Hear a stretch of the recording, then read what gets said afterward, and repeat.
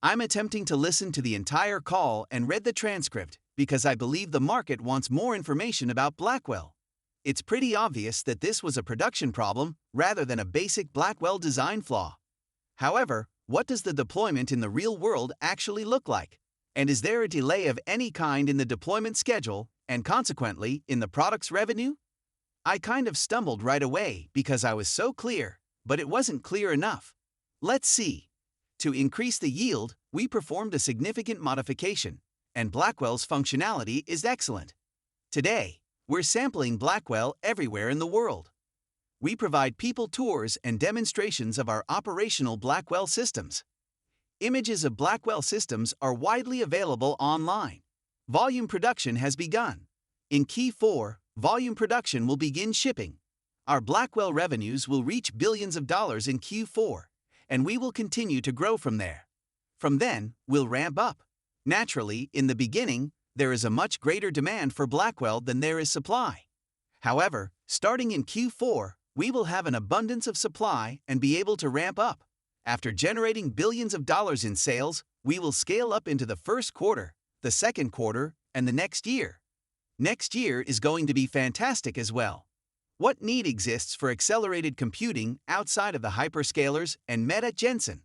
Welcome back to the channel, everyone. We're delving into some significant Nvidia announcements today, particularly those pertaining to their new Blackwell technology and its implications for the future.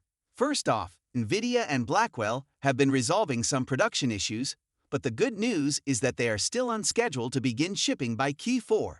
There is an unprecedented demand for Blackwell.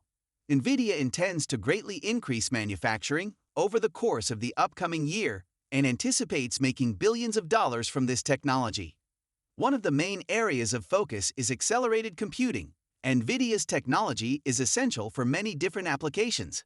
Blackwell and other Nvidia technologies are essential for generative AI, database processing, scientific simulations, and more. It's not only about hyperscalers. Strong interest is being generated by this versatile tool, particularly in light of Nvidia's sovereign AI sales.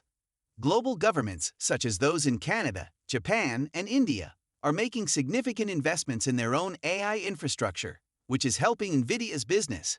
Another important topic of discussion is energy efficiency. By combining cutting-edge cooling techniques like liquid cooling and providing superior performance per watt, Blackwell is intended to be far more efficient than earlier generations. As AI models and computing demands continue to increase, this translates into more power-efficient operations, which is essential. About 45% of our entire data center industry is made up of hyperscalers.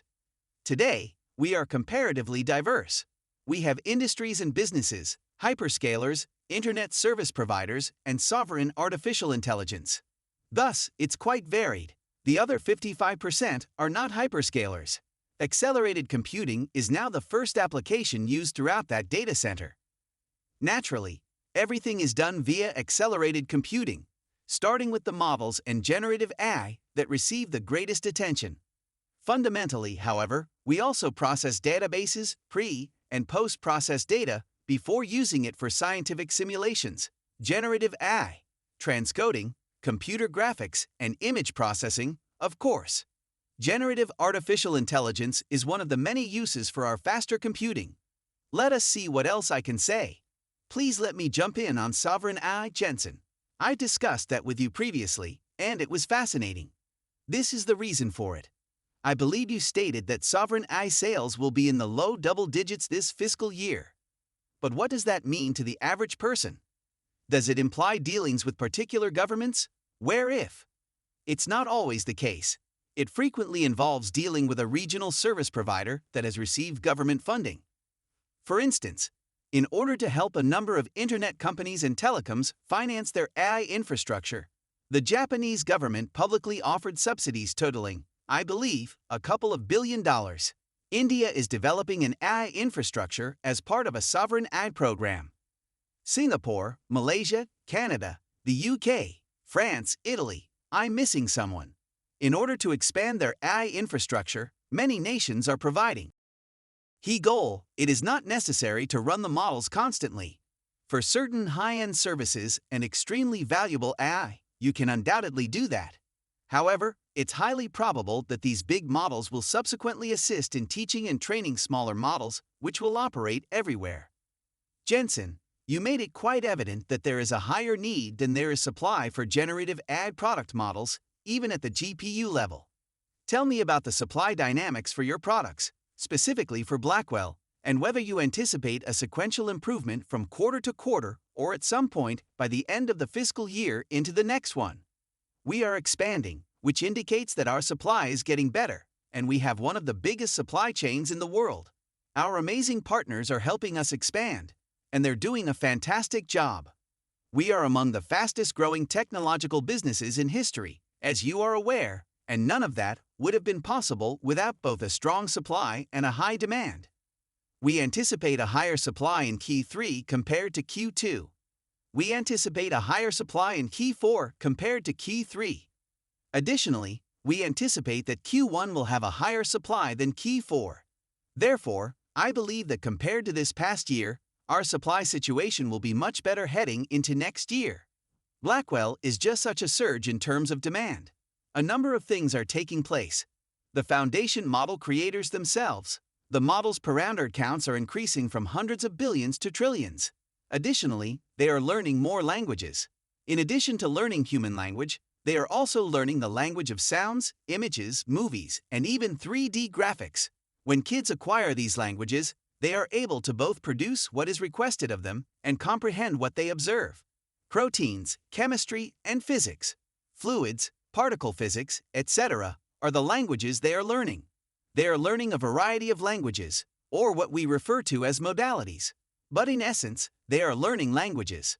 Therefore, compared to a year ago, there are now more model creators. These models are getting bigger, and they are learning from more data.